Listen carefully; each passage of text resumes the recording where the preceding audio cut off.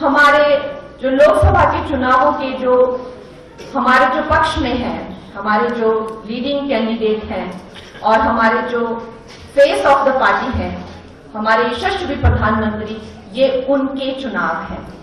वो सबको चुनाव जिताते हैं, उनके नाम पर ही, उनके काम पर ही लोग खड़े खड़े चुनाव जीत जाते हैं, लेकिन ये अब की बार उनके चुनाव हैं। तो आप ये कतई मत समझिएगा कि ये बहन कंगना को अगर आप वोट डालेंगे तो उसे ये वोट मिलेगा, या बहन कंगना को जो वोट डालेंगे तो हमारे प्रधानमंत्री नरेंद्र मोदी जी को ये वोट मिलेगा। तो आपने किसी तरह की कोई कमी हमारे क्षेत्र से नहीं होनी चाहिए। मैं ये समझती हूँ कि फिल्म इंडस्ट्री में मैंने कुछ काम किए हैं जिनके कारण मुझे समृद्धि मिली है, जिनके कारण मुझे पूरे समाज में, पूरे विश्व में नाम मिला है, सम्मान मिला है। लेकिन दोस्तों, इसका मतलब ये नहीं है कि मुझे जनता के वोट भी मिल जाएंगे। मैं ये नहीं समझती कि मैंने ऐसा कुछ भी अभी तक किया है कि मुझे जनता अपना प्रतिनिधि चुने। ये मेरे जो भाई हैं यहाँ पर, जो आप कार्यकर्ता हैं, जो सब कार्यकर्ता, सब कर्मचारी जो कई दशकों से इस काम में लगे हैं, ये उन्हीं के अच्छे कर्म हैं, ये उन्हीं का प्रयास होगा, ये उन्हीं का सहयोग होगा और उन्हीं की कड़ी मेहनत होगी अगर मैं एक प्रत्याशी से लोकसभा की MP, मेंबर ऑफ पार्लियामेंट बन जाती हूँ। तो मैं ये अवश्य समझती हूँ कि हमारी जो पार्टी है, जैसे हमारी पार्टी के शीर्ष नेतृत्व भी कहते हैं कि हमारी पार्टी में पार्टी को लीडर्स नहीं जिताते हैं, इनको जो है कार्यकर्ता जिताते हैं।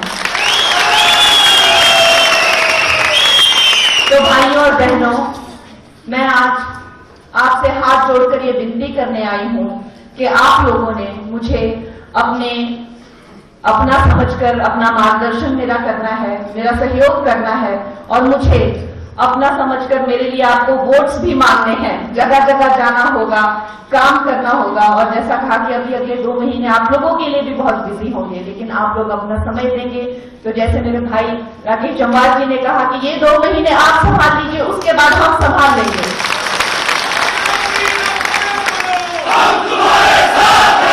दोस्तों, आज मेरे बहुत युवा दोस्त आज यहाँ आए हैं। आप अक्सर समझते होंगे और आप सोचते होंगे कि क्योंकि आप लोग बहुत युवा हो, हम लोग भी युवा हैं पर इतने युवा नहीं है जितने कि आप हो।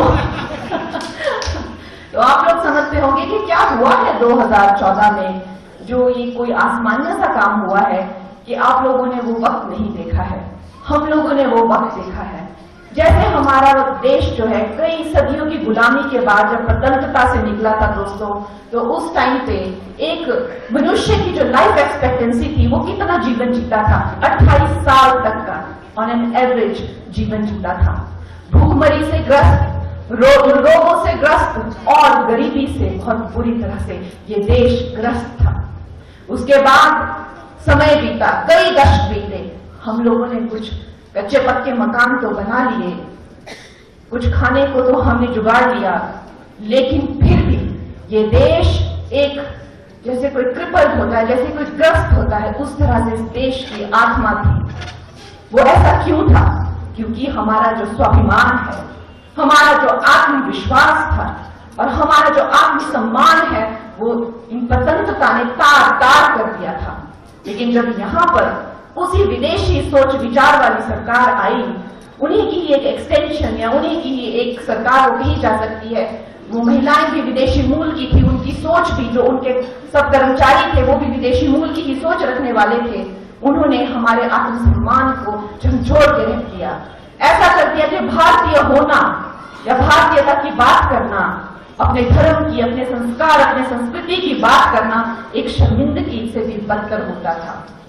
लेकिन इस बात पर हमारे प्रधानमंत्री ने लाल किला से बोला और उन्होंने इस मानसिकता को, जो कि हमारे जो चेतना शक्ति है उस पर एक घाव की तरह है, उन्होंने इसे एक नाम दिया। उन्होंने कहा गुलामी का चिन्ह, और उन्होंने हर एक भारतीय को कहा कि इस गुलामी के चिन्ह से हमें उभरना है।